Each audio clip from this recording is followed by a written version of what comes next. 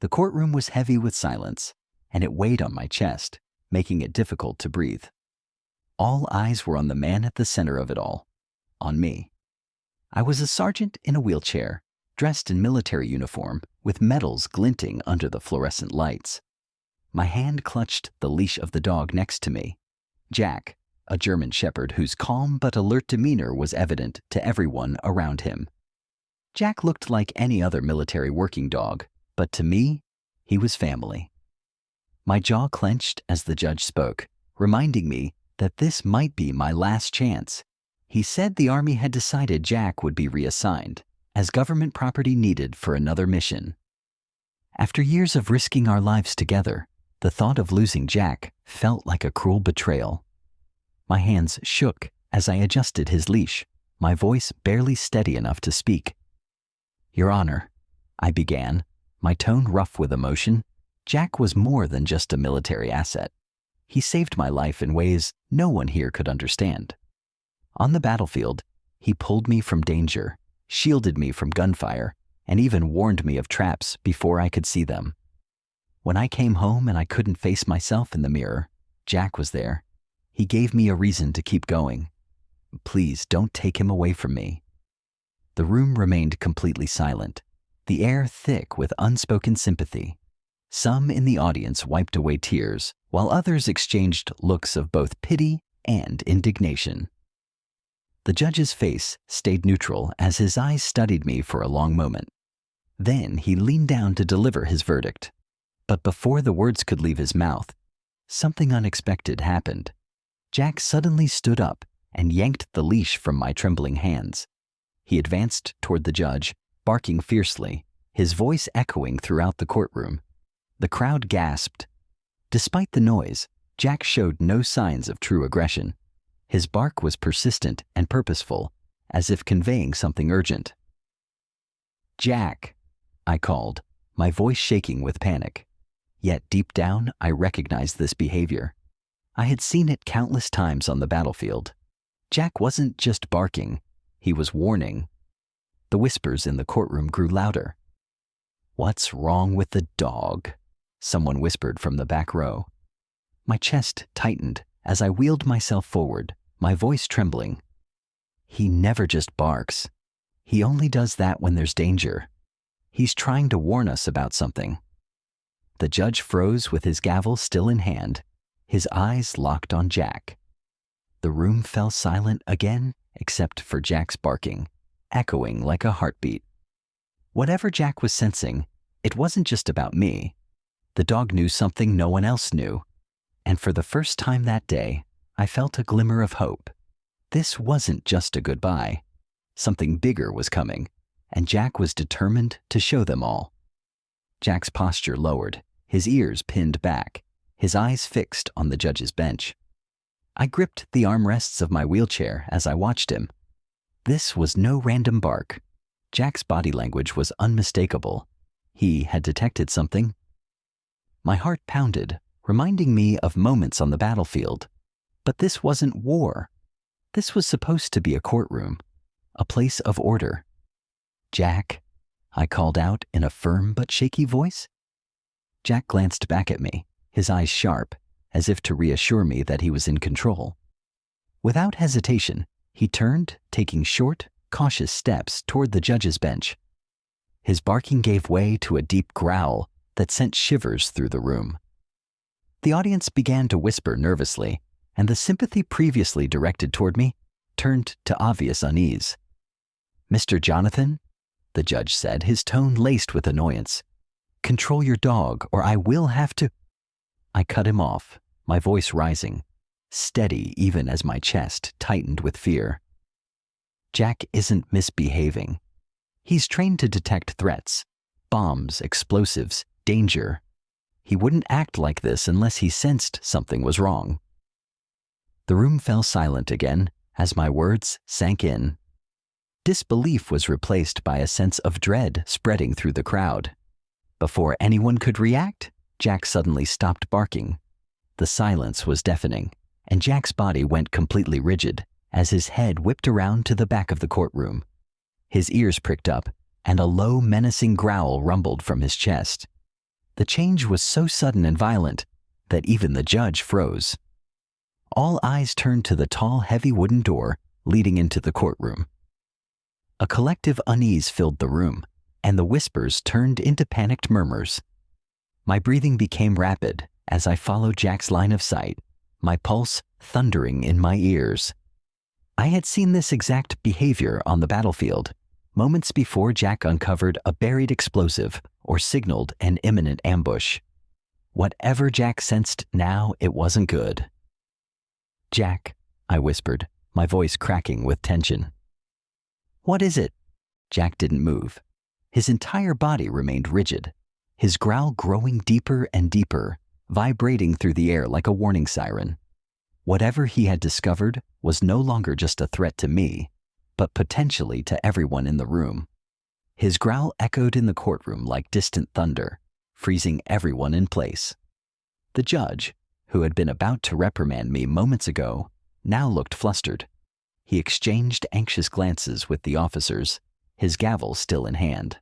The air felt charged with an electricity no one could explain. My breathing quickened, my hands gripping the arms of my wheelchair, bracing myself as if for an explosion. I had seen this too many times on the battlefield. Jack's instincts were the difference between life and death, and his warnings always meant something dangerous was very close. "Keep calm," I muttered to myself, but the words rang hollow. Even I, Jack's best friend, was unsure how to proceed.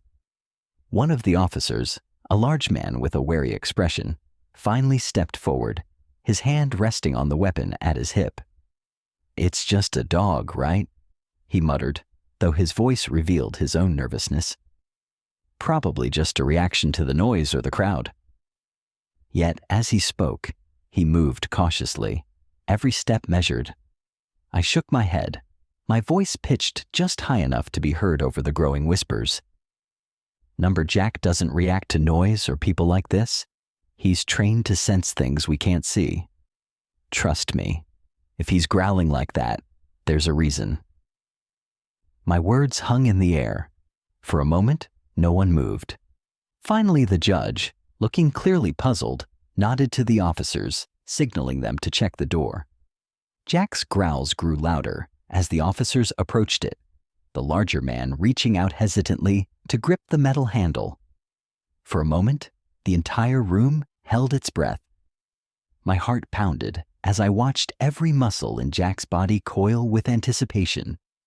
Jack remained rigid, his growls turning into a series of sharp barks as the doorknob began to turn and the door creaked open to reveal a dimly lit hallway.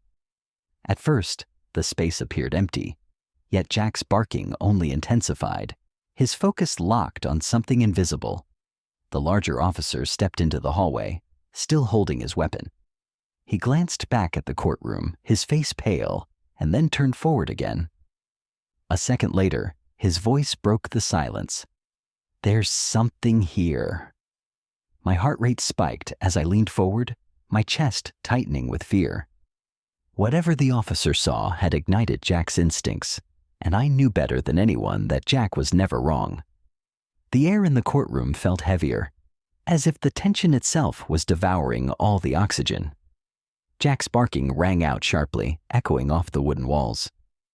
His body remained locked in a stance of complete alert, muscles tensed, head lowered, eyes laser-focused on the dark hallway. Behind the door, the officer who had stepped out was visibly uncomfortable. He took another hesitant step, his boots clicking on the tiled floor, his hand hovering near his weapon. It was as if he expected something to rush out of the shadows at any second. "What's going on out there?" the judge demanded, his voice betraying his own fear despite his effort to stay in control. His grip on the gavel tightened, knuckles white, eyes darting anxiously between the doorway and Jack. A menacing rumble shook the courtroom, sending shivers down everyone's spine. The larger officer glanced back at the room, his face ashen with uncertainty. "I see nothing," he said hesitantly, measuring his words. "But it's quiet. Too quiet." His voice was barely above a whisper, but it carried through the silent room like a gunshot. I leaned forward in my wheelchair, my stomach twisting into knots. I had heard those words too many times on the battlefield, and they always heralded disaster. My voice cut through the anxious hum of the crowd. Jack doesn't react to nothing. If he's acting like this, there's a reason. We need to evacuate right now. My command rang out urgently, but the audience was frozen, paralyzed by fear and confusion. Another officer, smaller in build, stepped forward, pulling a flashlight from his belt and shining its beam into the hallway. The bright light cut through the darkness, revealing a polished floor and little else. "There's nothing," he muttered in a shaky tone.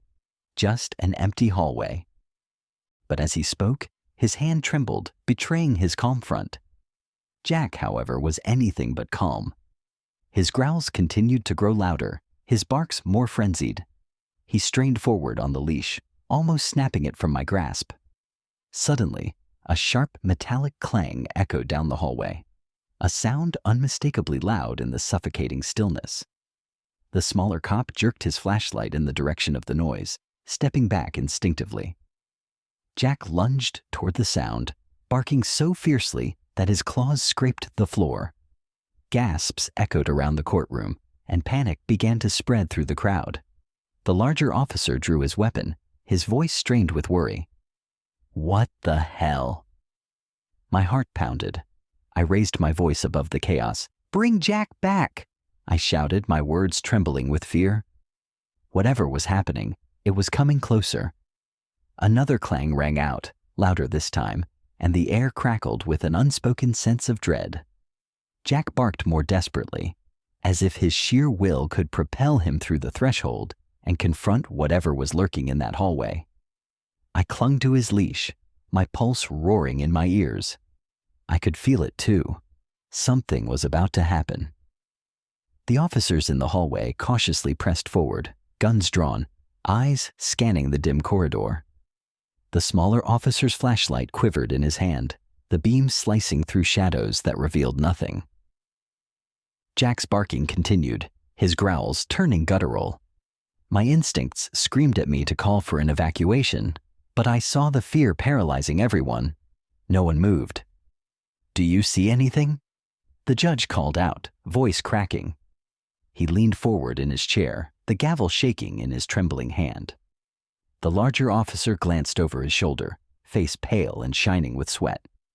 "Still nothing," he replied, voice low and strained, as though he was afraid speaking too loudly might provoke whatever lay ahead. He took another step, his boots echoing ominously. The spectators in the courtroom murmured anxiously. Some clutched their belongings, others edging closer to the exit, the uneasy energy spreading like a contagion. I rolled forward slightly, my gaze locked on Jack, who had gone silent again. His ears were stiff, body still, eyes fixated on the open doorway. "He sees something," I said shakily. "I don't know what it is, but it's there." Just then, as the officer reached the halfway point of the hallway, a shadow moved, so fleeting it was almost imperceptible, yet enough to make the smaller cop stumble back and gasp. His flashlight jerked toward the movement as he yelled in panic. The larger cop froze, gun aimed into the darkness. Jack barked again, nearly snapping the leash from my grip. "Get out of there," I yelled, my voice echoing through the courtroom. The judge banged his gavel, desperate to restore order, but the sound was drowned out by the growing din of chaos. People in the gallery stood, their anxious whispers turning into frightened shouts. Then, from somewhere in the hallway, we heard a single heavy footstep. Slow, cautious, almost deliberate. Jack's bark turned into a low growl, his bared teeth flashing as he braced himself. Fear rattled through me. Whatever was out there was neither rushing nor hiding. It was moving toward the officers, wanting to be seen. Each footstep slammed into my consciousness, reminding me of an invisible countdown to disaster. Jack's growl intensified, and he pulled so hard on his leash that my wheelchair rolled forward an inch. "Everyone, calm down!" the judge shouted, slamming his gavel once more. but panic had already overtaken the gallery. People bolted from their seats, grabbing their belongings. The larger cop remained frozen in the hallway, his gun raised, while his partner hovered nearby, their flashlight beams darting madly across the walls. Still, they found nothing but shifting shadows. "Get out of there," I shouted sharply again. This time, my words were razor-edged with urgency, yet the larger cop kept peering into the gloom, jaw set. Then the shadow moved again, this time unmistakable, slow and deliberate. The smaller cop gasped, his flashlight flickering. "There's someone there," he stammered, voice barely audible. The beam of light caught something, a tall figure that vanished into the darkness almost as soon as it appeared. The larger cop steadied his weapon. "Who's there?" he demanded in a commanding tone. "Step out where I can see you." Silence was the only answer, thick and oppressive. Jack's bark rose to a peak, his teeth bared, body coiled. Suddenly, a figure stepped into the light. Slowly, almost casually, a man emerged from the hallway, his face obscured by a hood, hands in the pockets of a thick coat. Each step was deliberate, and despite the chaos, he moved calmly, as if savoring the moment. Jack's growl turned feral. His claws scratched the floor as I fought to hold him back. "Who are you?" the larger cop demanded, gun locked on the figure. The man did not respond. He merely stepped forward, allowing a crooked smile to appear beneath his hood. My breath caught in my throat. I felt a surge of overwhelming fear. Something about this man felt not just threatening, but deeply wrong. He raised his hands slowly, making the officers tense and raise their weapons higher.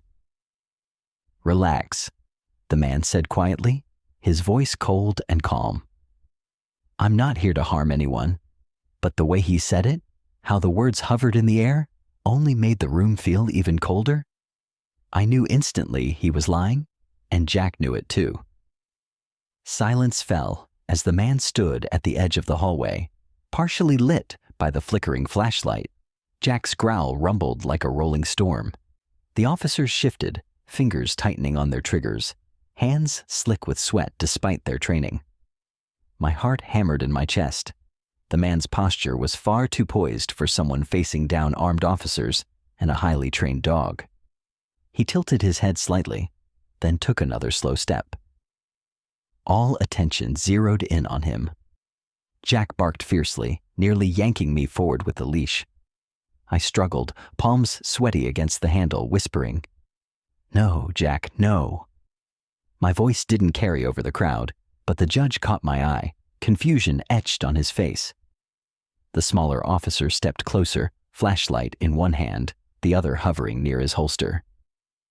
"Sir," he began in an unsteady voice, "identify yourself."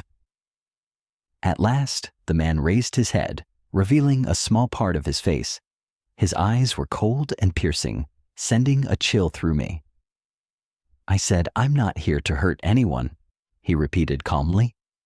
Yet then his hand slipped into his pocket, prompting both officers to shout at him to stop and drop whatever he was holding. The man froze, a slight smile curving his lips. Slowly he pulled out a small metallic object. It flashed in the low light, a simple key. But there was no relief in the air, only mounting dread. Jack's barking intensified, clearly sensing that this key was no reassurance. I choked out a whisper. "It's not what it seems. He's hiding something. It has to be him." The man's smile widened as if he'd heard me, as though our fear was fueling him. Every eye in the courtroom was riveted to that glittering key and the stranger's eerie grin. Jack's barking never let up, his guttural growls practically screaming a warning no one could ignore. "Drop the key and step back," the larger cop commanded, his weapon unwavering. The smaller officer moved in, pale-faced. The stranger seemed unfazed, tipping his head toward Jack. "That dog. He's special, isn't he?" The man spoke in a disturbingly casual tone. "He always knows when something will happen. That's what made him so valuable. The blood in my veins ran cold. How did he know about Jack and his instincts? My voice trembled with anger. How do you know about my dog? Jack barked even louder, lunging against the leash. The stranger's eyes gleamed with a malevolent spark. Slowly, the stranger raised the key. His deliberate motion felt mocking. You'll find out soon enough, he said, exuding certainty. Then, with a sharp metallic click, he turned the key in his hand. The sound was small, but the effect was immediate. Jack erupted into a frenzy, barking louder than ever. Before anyone could react, the lights in the courtroom flickered violently, and for a moment, we were plunged into total darkness. In that pitch-black void, I heard gasps and screams, the scrape of chairs as people panicked. When the lights flickered back on, the stranger was no longer alone. 2 more figures had emerged from the hallway shadows. Their faces were obscured, but the weapons in their hands, long, sharp metallic shapes, glinted in the light. My heart thundered as I looked at Jack, who was now growling so savagely it sounded almost primal. Whatever was happening was no longer about a single man with a key. This was bigger, and it had only just begun. The courtroom erupted into chaos. People rushed the exits, voices raised in fear and confusion, chairs toppling. The 2 newcomers moved deeper into the room, and panic flared everywhere. Jack's barks never ceased. His body was low, tensed for attack. I tightened my grip on his leash, blood roaring in my ears. I understood in a flash. The stranger wanted Jack. That was the real reason they were here. Everyone, calm down, the judge cried, pounding his gavel again, but his voice was drowned out by the rising hysteria. The larger officer regained composure, shifting his flashlight onto the intruders. Stop right there, he ordered, but the stranger didn't stop. Taking another measured step forward, his calm set my nerves on edge. The 2 figures behind him mirrored his pace. It was an unbearable standoff. At last, the stranger spoke, his voice piercing the chaos. No one needs to get hurt. All I want is the dog. His words were clear and cold, sending a chill through me. Jack growled, his sharp gaze unwavering. My heart pounded.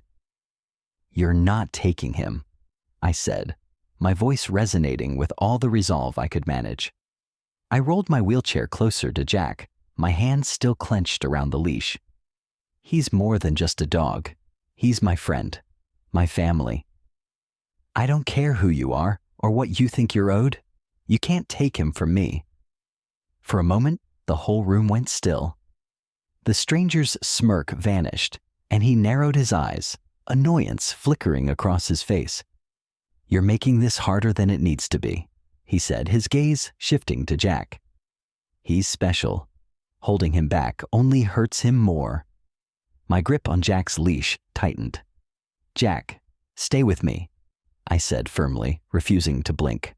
Around us, murmurs rose again in the crowd. Some tried to move toward the exit. Others watched, transfixed.